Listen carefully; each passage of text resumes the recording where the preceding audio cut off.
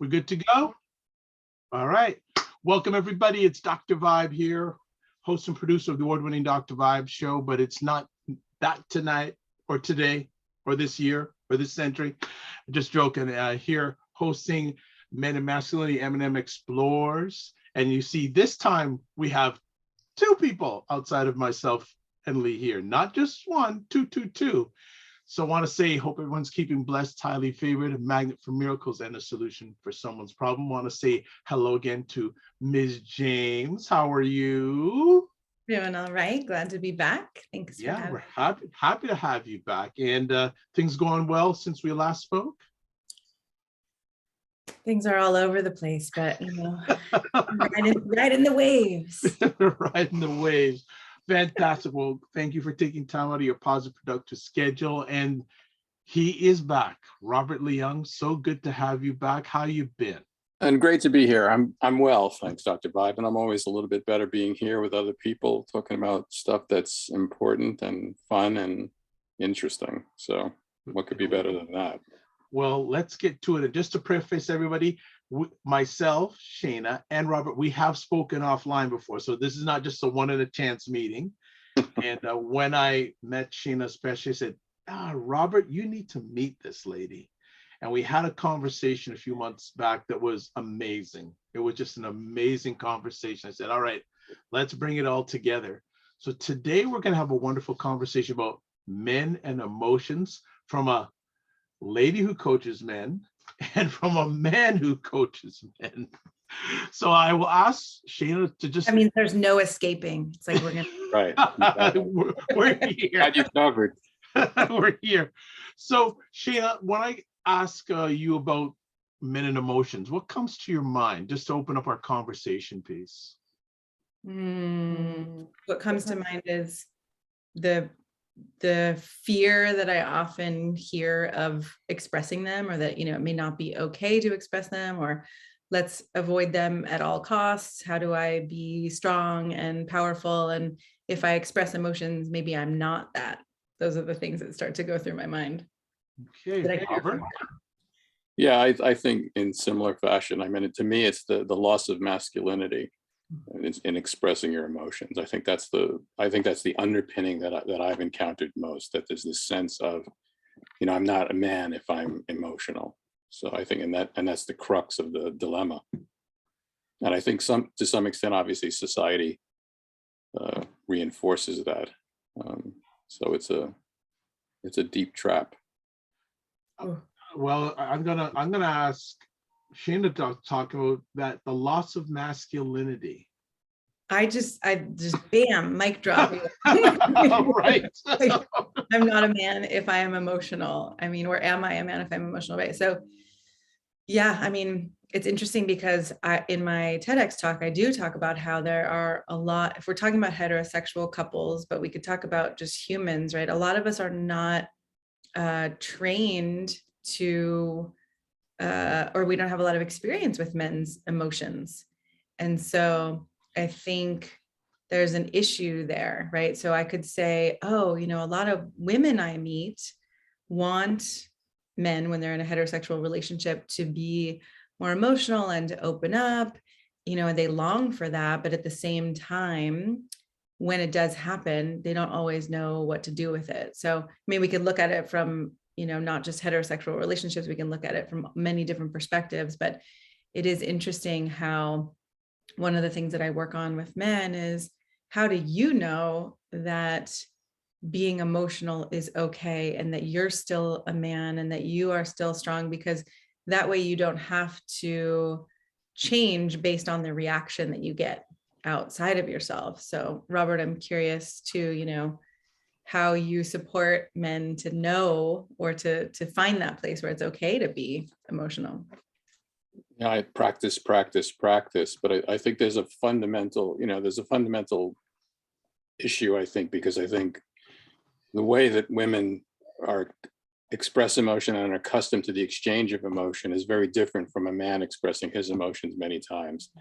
And it can be volatile, it can be, it can be abrasive, it can be threatening on some level too. And I think a lot of times, I think men get shut down they're not expressing their emotion in a what is, quote unquote, a conventional way that women are accustomed to expressing emotion. And I think that can be doubly damaging and sometimes irreparable. Well, not completely, but very difficult to repair once that process, because it's it's a letting down of your guard. It's being very vulnerable, and to get sort of negative feedback when you do that, further shuts down the man from expressing his emotions. So I think I think women expect a man's expression of emotion to be much like their expression. Like softer or more Softer, yeah, and more, an exchange as opposed to just, unburdening in some ways, So I think that's very problematic. I want to jump in here for a bit, for just a moment. You two flow well, so I don't like to interrupt that much. I want to circle back and go a little bit deeper in regards how much impact was the emotional experience of a boy impacting the emotional experience of a man. Oh, yeah, well, that's where it starts. I mean, I think that's everything, right? Big boys don't cry. I mean, we've talked about that before, and I don't think there's been a more harrowing or harmful phrase that's delivered, regularly and to boys that prevent them from, it says you're not a man if you express your emotions. That's it, done, over. Is it where are men, especially when they're boys, only allowed to express certain types of emotions? I mean, usually, right? It's like anger, a little bit of anger, but not too much anger, and definitely not, sadness, tears, upset. I mean, that was what I talked about in my TEDx talk too, that I was walking down the hallway with my son in kindergarten, and this woman, he was crying, and this woman walked by and said, "No tears," like just randomly, totally out of the blue, told my kid, and I was like, "Excuse me," like I almost punched her in the face, but I did not. Walked by, and then I said to my kid, "It is totally okay if you cry. You are sad, you're scared, tears are okay." So, right, it comes from everywhere. And then the next day, her son actually came up to me for some random reason. I don't even know why he confided in me, but he said, "I got in trouble 3 times today because I was mean to other kids." And I was like, well, there you go, right? Like you can see the family dynamics happening where if you're not allowed to express your own hurt, you start to take it out on others. I know I'm going to go maybe in some dangerous waters here, but I'm going to go there, and I'm going to stick on especially young boys and emotions. We all know that the majority of teachers in the elementary system are women. Mm-hmm. Can that have a potential impact on the emotional boy and what emotions he has as a man? Because if we look at how much time our young boys stay in school, a lot of times, well, until we had the last 2 years, the majority of their time was spent with a lady. I'm not saying this is all bad. I'm just putting a context on it. That framing of emotions was defined or could be impacted by a lady. I'm just saying, not gonna cause, but just putting the facts out there. I think that's absolutely true, though. I mean, I think, and even if, most women are raising children, just for starters. So from birth to 7, before they go into school, there's that whole process too. But when you get in a public situation where you're in class with other boys and girls, then I think the sort of, the threat level to who you are and how you're perceived in a group is, it's dramatically increased, because you're just trying to fit in. You don't even know what's right or what's wrong there. So I think it's you can see how problematic and how traumatic that can be on some level too. Well, it's interesting though, because then I think, okay, yes, there's an impact, and whether you're a woman or a man, yes, I think it does have an impact. I also think when people are not taught how to help kids feel their emotions in a safe way, that's an issue. And then I also see that these kids who are with women teachers often have men coaches, and the men coaches can be the ones who are like, buck Yeah. up and right, like don't Mm. cry and don't be a That's true. wuss and all of that. So there's like this combination. I think maybe, I don't know what the women, I don't know how the women teachers would be. I'm sure there's something, right? They're not getting an example of a masculine presence, but I don't know. I think we're all to blame in some way for shutting down our kids' emotions or not. I mean, I see my child now having gone through preschool and elementary years. They're doing a lot more social, emotional, behavioral teaching and support than when I was young. We didn't really get any of that. Yeah, When we look at, let's take it back to the men here, have both of you, again, lots of valued experience in regards to coaching and mentoring men. Are they getting more comfortable in their emotions? Before, actually, are they, especially after the last 2 years? Because I know, Shana, last week, you and I had a conversation. I said, like, what are they telling you? And they're saying they're questioning their relationships. Mhm. And so I want to add on to that. How are they emotionally handling themselves these days? And also from Robert, from your perspective of coaching men, like, how are they handling themselves emotionally wise now compared to 2-3 years ago? that's a good question. My sense off the top of my head is that, there's such a sort of rampant example of toxic masculinity in public today, between the political issues that have been going on around COVID and the presidency, and the kind of dialogue that's been happening in terms of that as an example of masculinity, I think has continued to just push things in the wrong direction in terms of any expression of vulnerability or sensitivity to anything. It's it continues to be a kind of a war zone for men. I think I don't think that's changed dramatically at all. I really don't. Shana? I was just thinking that in some ways crisis creates breakthroughs, right? So, what I've seen is that there have been a lot of men struggling through the pandemic, but I think I've also seen that more men are getting help, from the colleagues I know who lead men's circles and things like that. Like, there are more men I've heard who are reaching out for support.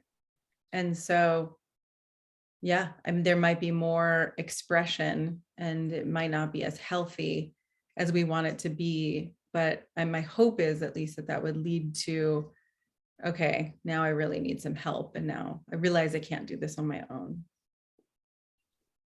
Good. Robert, anything you want to add? I think that's true, but I think these events have happened on a national level, so I think that in smaller communities, I think that Shana's right that is available. I think that's happening, but I can't help but think when that happens on a national level that it's just damaging across the board. Agreed. So it's maddening. I mean, after having somebody like Donald Trump in office, I mean, I think that alone is going to take decades to get past. And then the Republican Party continue to kind of reinforce that kind of mentality. So it's extremely disappointing to see that kind of rear its ugly head again, because I can't see it going away. One of the emotions that we all deal with once in a while is fear. Just once in a while. I just want to make sure. I was just making sure you were paying attention. Once in a while. Right. Men in fear. Robert, why are you shaking your head? Shana's smiling. You're shaking your head. I'm going, where am I going? Am I going down the wrong plank here? The plank is right. You're walking off the plank. Because I mean, it's just another emotion that men, we're not allowed to feel fear. That's the ultimate definition of masculinity, is to be able to face fear. To stand up to fear, whatever incarnation that comes in. So you can't do that. That's just another demonstration of your failure of manhood. Shana? Yeah, I mean, it's so interesting too, because I definitely worked with men who will face fear jumping out of a plane or, skiing down a crazy mountain. And then fear shows up in having an emotional conversation, right? Or revealing that I have this desire, or revealing that thing you said hurt me, or just revealing fear in general, like fear of how it's going and with our family and money. And So Shana, what do you feel, and I'll ask Robert too, what continues to have that block rear its ugly head? the block of the fear of expressing fear. Yes. Yeah. Well, I think like Robert said, our examples on a national level are not growing us. They're taking us back into archaic times. So if you're not getting examples of how to be emotionally intelligent and relationally intelligent, and how to work with your own fear and work with your own mind, then where do you go? I mean, even I have a 20-year spiritual practice and I still get stuck in the loops of my mind. And so for people who aren't given any examples or aren't given any training to work with it, that's a hard place to be. There's no safe space. There is no safe space to explore that. There's still, I mean, there are limited places where that Right, can happen. But for all intents and purposes, on a widespread level, there is no, there is no place that can happen. So I think that's, nothing's really changed in that regard. That's concerning. I mean, I do see that changing somewhat with more the prominence of men's circles and like I said, for the kids growing up now, they're actually learning more about it. But I agree that there aren't as many places as we really need, right? And there's not a cultural conversation. Yeah, there's not like a cultural norm of, oh, men are emotional beings too, and this is how it looks. And I was thinking of something you said before, Robert, that men's expression can be intense and different, and that might be something interesting to talk about, because one of the things that I work with men and women or people is, how do you express your emotion without blaming or shaming or attacking, right? How do you actually be more sovereign or more self-oriented, or like, in a way, like, how do you keep it over here as opposed to dumping it over there? So I'm curious how that goes with you and the men you work with too. So Rob, before you answer that, Shana, I loved one of the words you used, sovereign. Mm. Oh, I love that word. How you used it in that context, that is right on, sovereign. So go on, Robert, but I thought that was beautiful. Men and emotions and sovereignty. There's a TED talk there, Shana. Bye. Go on, Robert. My sense is that it's difficult for men to have that sense of a sovereign place to express their emotion. I just think most men don't have that much experience with emotion. They just don't. So it just comes out how it comes out, and unless you're in a men's group and you go, me, and then I right, then we practice, and I think that's it's an important practice, right? Whether it's a men's circle or whether it's with me or you or someone else, to really let the emotions through, and then get it, like, oh, we get to make messes, and that's okay. Right. Let's make the messes in safer places first.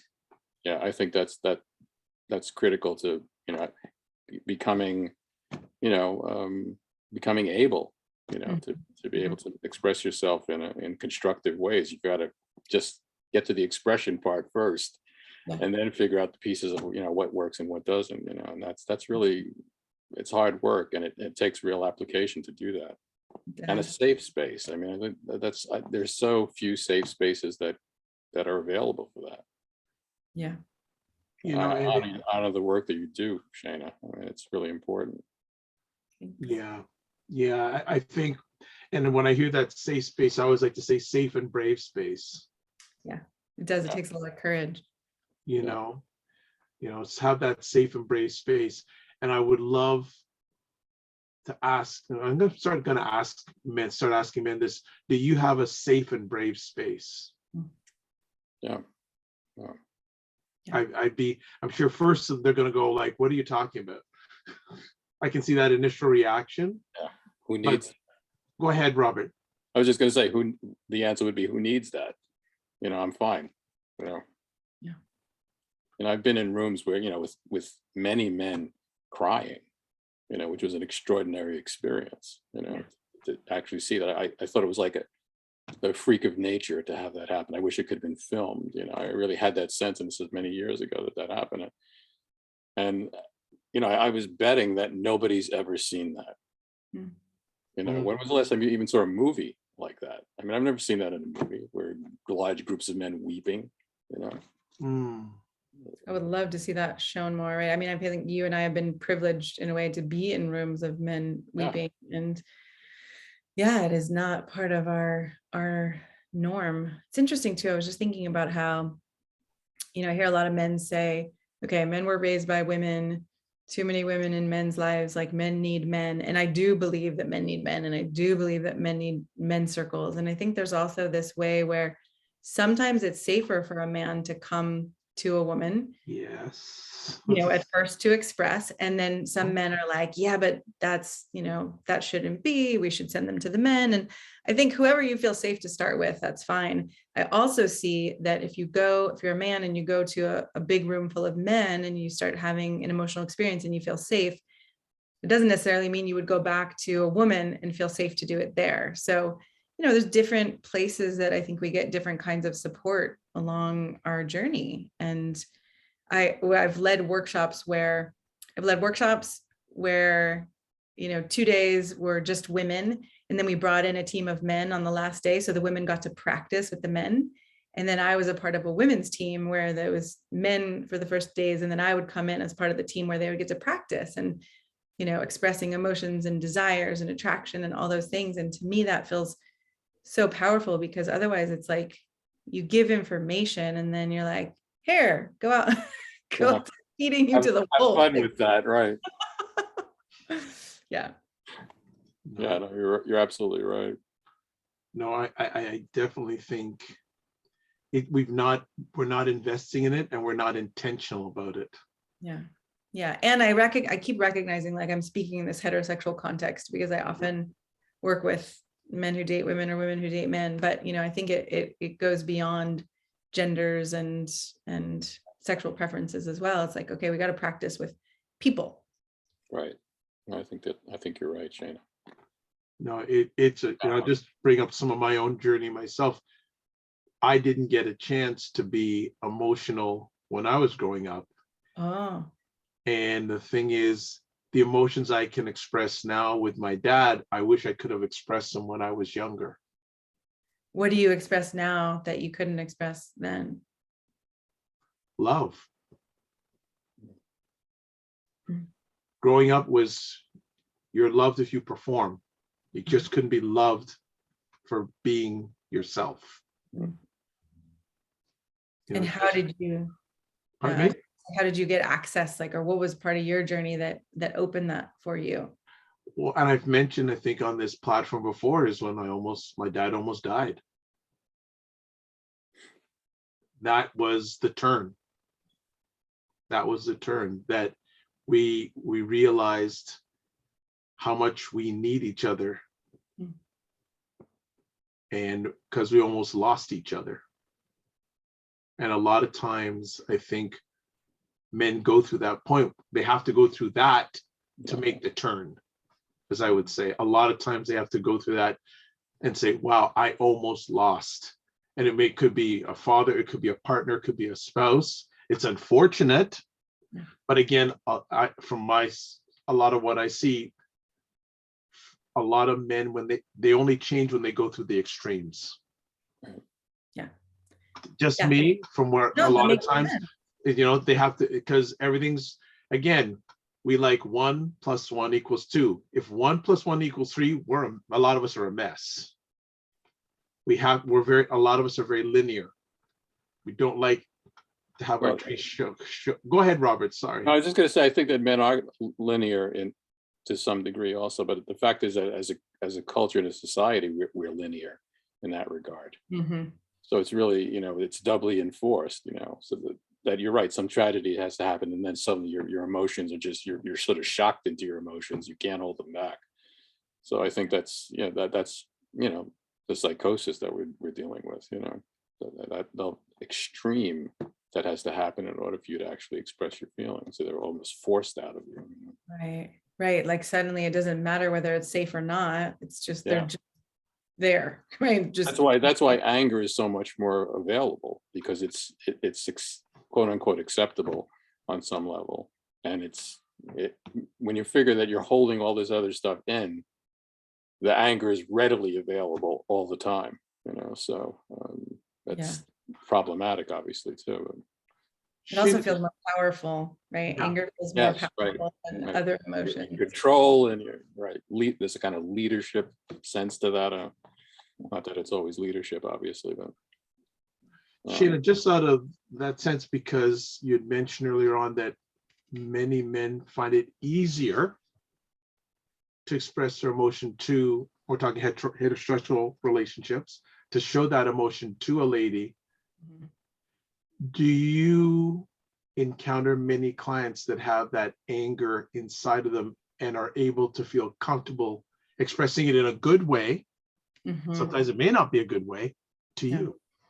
Yeah, and now I just want to rewind and say that even though sometimes men have an easier time expressing anger, like with someone like me, with a woman, or emotion with a woman, it's not necessarily with their partner, because the stakes are so much higher, right? So there's that confusing part too. But I work with men on that stuffed anger, right? And sometimes I will be a stand-in for a woman, and I will say, like, what did you want to say? What did you not say? What are you pissed about? What do you hate?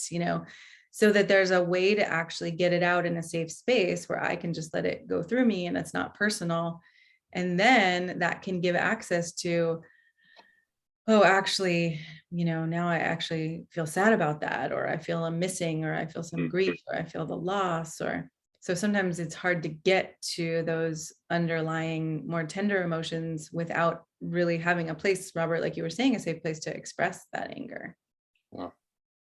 Yeah, that's what I think makes it such a volatile situation, even with the best of intentions. Yeah. Because you don't really know how it's going to feel when you get to that place, what's going to come out, so it's easier to just go, I don't want to talk about it. Yeah. Keep it suppressed. Yeah, and in some ways it's a protective technique, if you will, because something bad could happen out of that. Yeah, right. It's like a caring, like, I don't want to hurt anyone. I don't want to break anything. You don't want any of this. I'll handle it. Yeah. Mr. Rosen, I know you're keeping quiet. Anything you wanted to contribute while we're having this good conversation? There was, and I lost track of it, but it was a little further back. I'm letting you three do your thing. I'll chime in though when it comes. Anything about how expressing emotions has been for you that you want to share? Yeah, so Robert, that's what it was too. Thanks. There you go. See, that's why we have Shana intuition is on point. Yeah. Because Robert was my coach for a number of years, and we worked together. And he'd ask me, so how did that make you feel? And I'd answer a different question, and he'd go back to, how did that make you feel? And I'd answer a different question. And then, but, to me, and it wasn't like I wasn't attuned to that. I was stuffing down emotions. Mm-hmm. Like I thought I was, very well-rounded emotionally. And just that wasn't coming up. And then, it took a while to unpack all the stuffed down stuff. Yeah. And I don't think that's uncommon for men. I don't know. What was the secret sauce, Robert? Well, you can tell me offline. That's all No, I right. mean, Tell I us think all. Tell us all. it's practice, it's practice, it's really practice and feeling that you're in a safe space, that you can do that, so, that nothing you say is going to be wrong. I mean, that's part of the That's therapeutic a process huge, like, hey, whatever it is. That is the secret sauce, right? yeah, Totally. that's a huge point right there, Robert. Yeah. You want to And add that's on why to it's that, so hard Shana? in a couple. Yeah, I mean, I think that's why it's so hard in a couple, because both people are fighting for their side, and right, if I'm right, there's often that sense of if you're right, I'm wrong, and I've got to defend myself. One of my favorite books is Undefended Love. Such a beautiful book about how we are defending against someone else's stories about us, which are an illusion anyway. And so then we're like, but it's challenging, right, to stand in the face of someone else's emotion or anger. And for most of us, I think that brings up a lot of shame, and then to try not to have to feel the shame or the tenderness and the vulnerability of that. Again, the anger is the kind of block to that, so that we can go back and forth in this battle of anger to anger, as opposed to, what's vulnerable about this for me is, and going back and forth with vulnerability. But Shana, that space you talked about is really important, because what Robert used to do when after a coaching session, he'd take some notes and then he'd send it off to you over the course of the week, and I'd read it back, a few days later, and what came out was the stuff that I wasn't even aware I was thinking, like, that was buried down, and I'd say it and I'd look at it and it would be like, what kind of angry man said those things? It was like, that's not me. So, the space was so crisp and trusting and clear that I would say things that I was, the automation was thinking all the way back behind the scenes, and they weren't very nice. And I'm like, so I had to reconcile, so it gave me access to the voice that's occurring way back there. Yeah. That would come out at times when, because the space was Safe. not threatening. We all have parts that are not nice, we all have parts that are nasty and throw tantrums and all of that. And I think I never learned that, those parts or those selves, if they were actually listened to, could start to get on board with the whole, right? Like I still sometimes villainize my parts that are mean or not nice. But now I've also learned how to express them with more of the witness online, right? Like, oh, I notice I'm feeling rage right now, or I notice that there's some part of me that wants to rip your head off, but I'm not going to. And this is right. So there's that learning more of an emotional vocabulary, or a way to speak from witnessing it as opposed to directly within it. Yeah, I think the thing that's so interesting about that too, particularly for women too, I think, because in a lot of cases, women expressing anger is not, socially acceptable either. So they've been sort of repressed in that regard as well. So the anger comes out sideways a lot of times.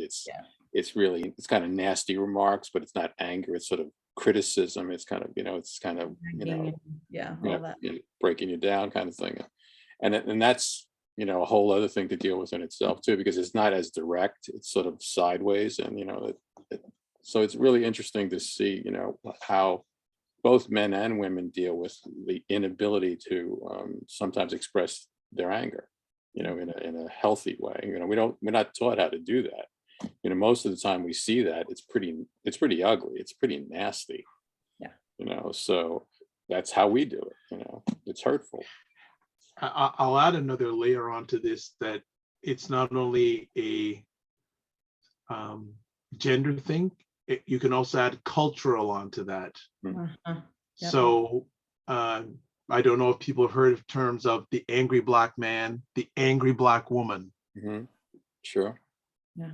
So there's not only a gender lens on this, at times there's also a cultural That's interesting. Yeah. lens on top of it. Yes, Right. sure. Yeah. Because I can get passionate about something, and I don't think I'm threatening. I'm not meant to be threatening, but in my journey, sometimes I say, you're an angry black man. No, I'm not. Yeah.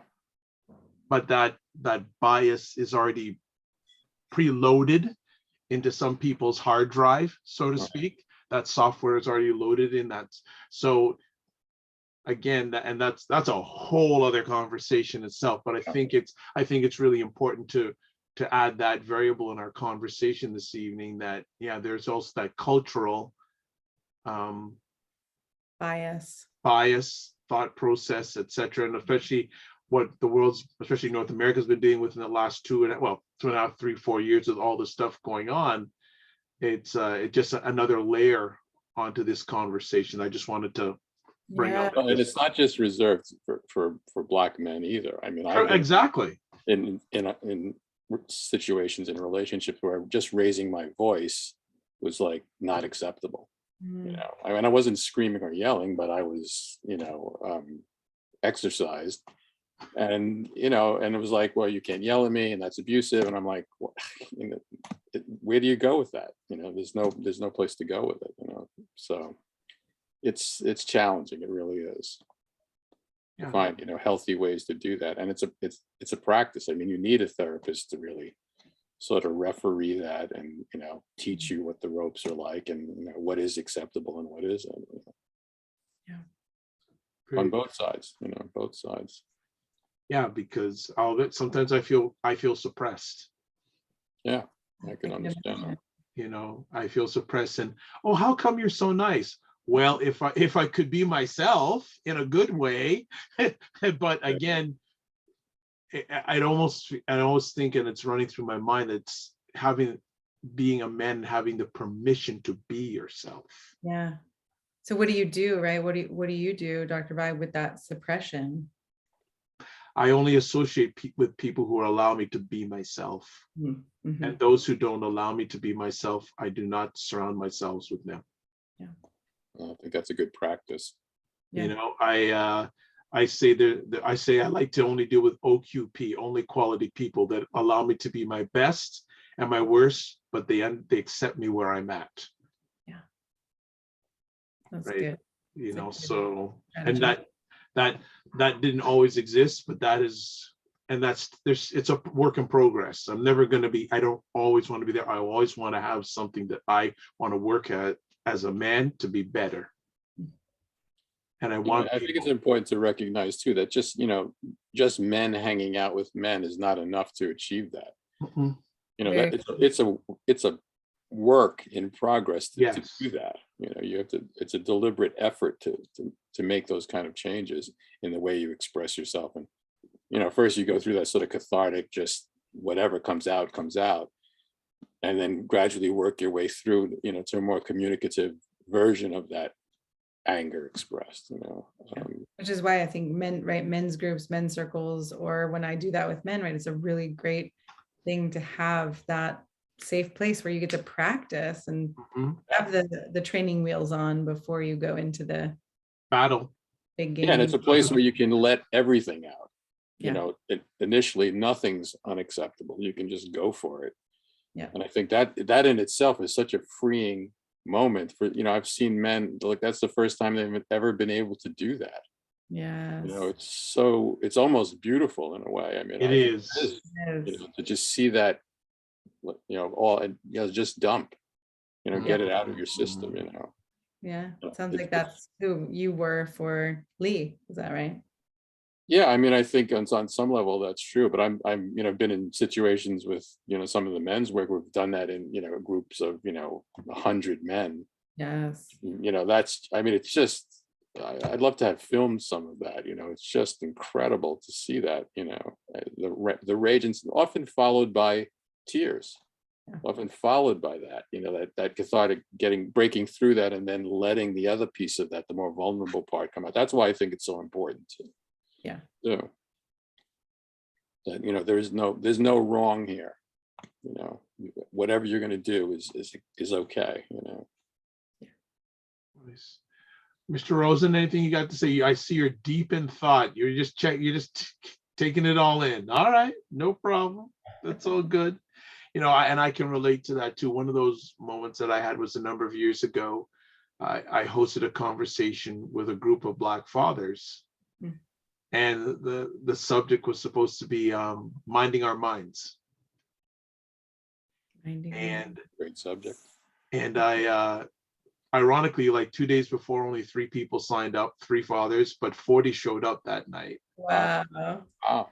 And we That's all nice. have done these things before. We have our flip charts all ready to go and all that stuff. And I just said, you know what? And the divine intervention said, ask this question. And I asked them, how many have or had a good relationship with your father? And only 2 hands went up. And that we spent 3 hours on that. Yeah.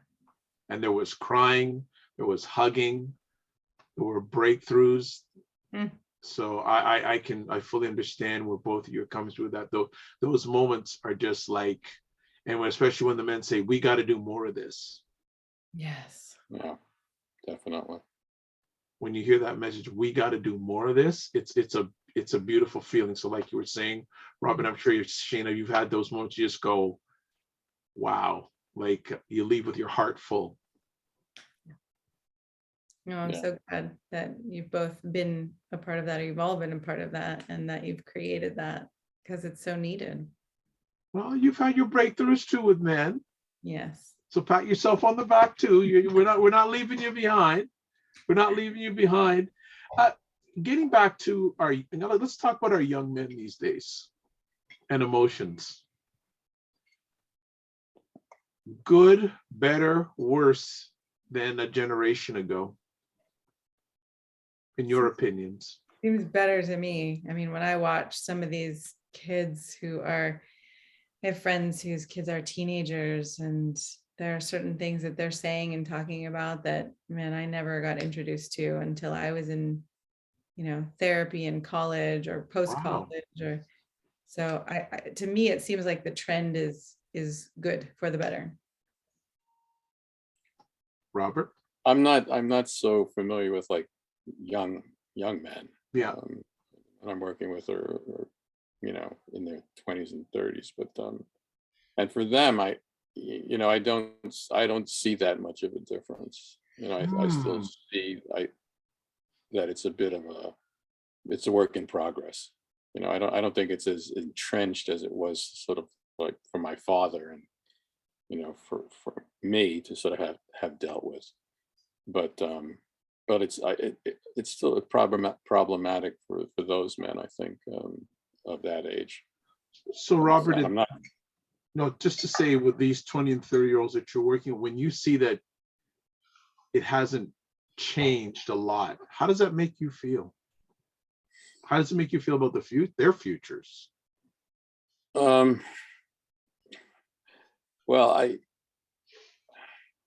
I'm hopeful, because these men that I'm working with, they're in the process of working at it. So in that regard, I'm hopeful for them. But I'm aware that there's still a tremendous amount of work to be done. And it's still not mainstream. I mean, maybe it's better for the younger generation. There's more opportunity for it, but I still don't see the kind of I guess mass movement that I think needs to happen. Really. And you could consider just the Trump presidency as a model for the counterproductive view of men and masculinity. Just think, I don't know how far that he has set back men, in a general sense, and set an example for being the opposite of what we're talking about. Endorsing it. How many men have looked at that and said, yeah, that's what it means to be a man. The guy's the president of the United States, the richest man in the world, whatever you want to say about him. An enormous following, that the Republican Party is nurturing. So I mean, there's still a very virulent battle to be had around this. In some ways, I think it's had shown no change. given what that administration and what it did to what it demonstrated that is still alive and well and vibrant in our culture. Mm. Mm. Shana, it's a few questions for you because I know you're going to have to leave us fairly soon here. How many other women's coaches of men do you know? I would say a handful, maybe 10. Do you get chances to chat with them, keep up with them? Yeah, I do. Is what you shared today about men and emotions, do you think they'd have the same sort of thought process? That means I have to remember what I shared.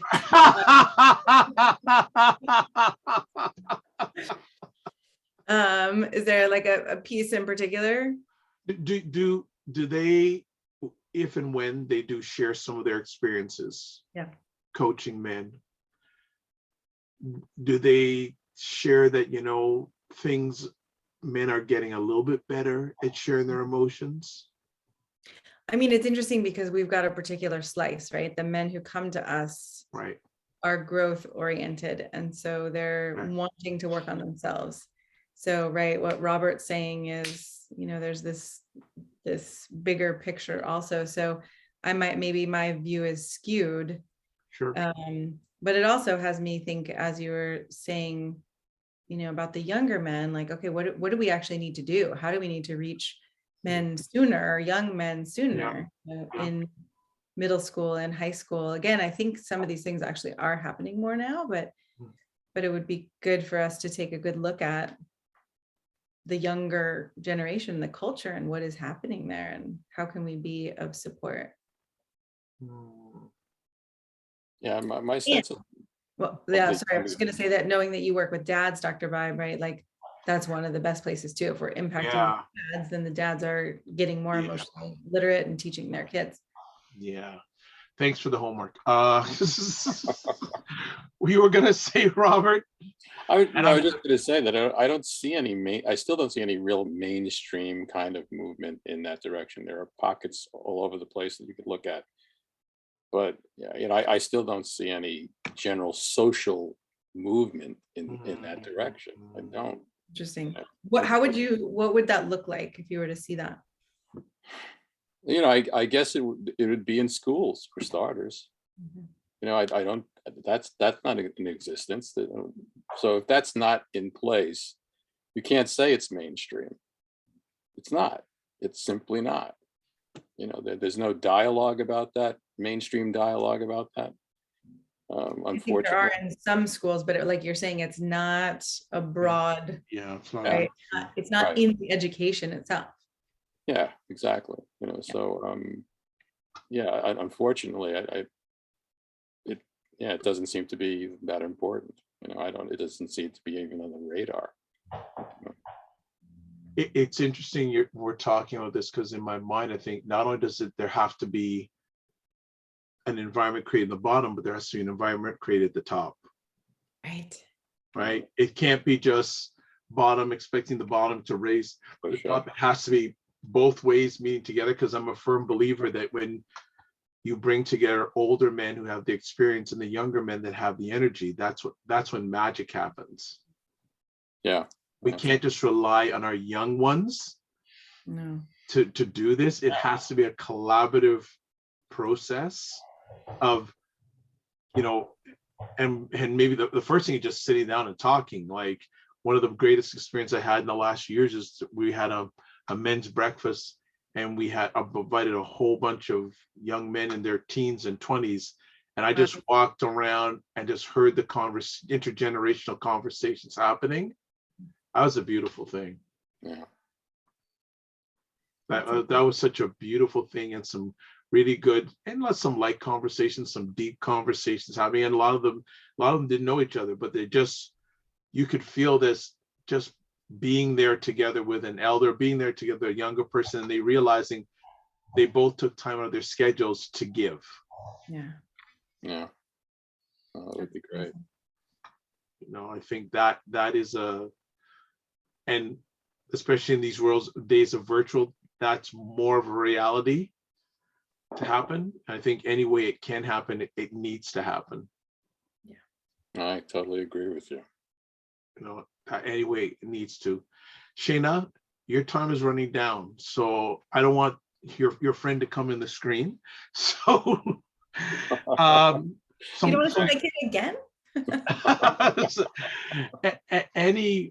some final words you'd like to give us before we let you go?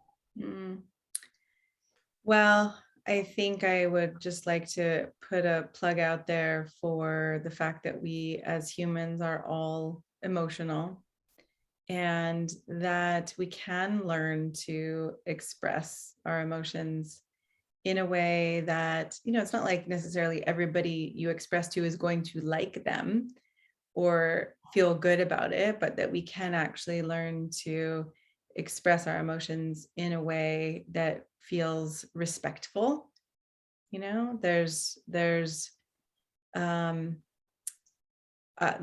consciousness and awareness that can happen at the same time as an emotion is being expressed.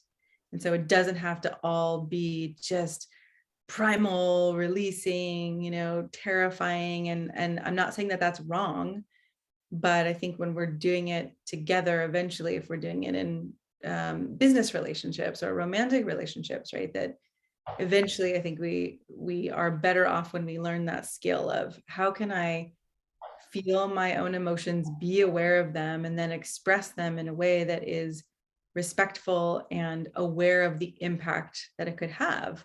Or how can I have enough consciousness to say, wow, I'm feeling a lot of emotion right now, you know, could you hold space for that for a moment? Or could you, you know, would it be okay with you, right? I know that that might sound like going to Mars to some people who haven't necessarily expressed emotions yet, but I do find that with practice, that the consciousness can be married with the expression, and it goes a lot better.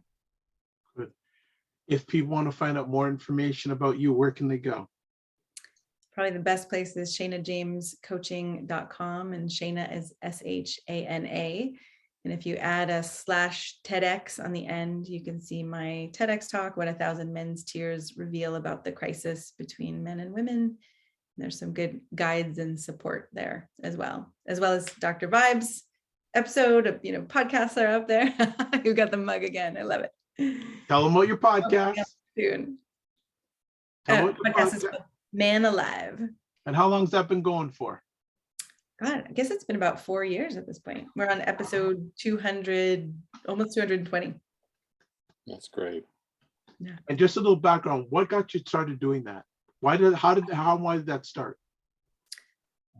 I really saw that as I was coaching men, it was harder to find resources. You know, like for women, it just seems like people were talking to women all over the place and not necessarily to men. And so I wanted to create a way for men to not have to, you know, they could privately, right, get some of this information before, if they weren't feeling safe enough to reach out and ask for it, that it would be available. Wonderful. Mr. Leung, final comments, and where can people reach you?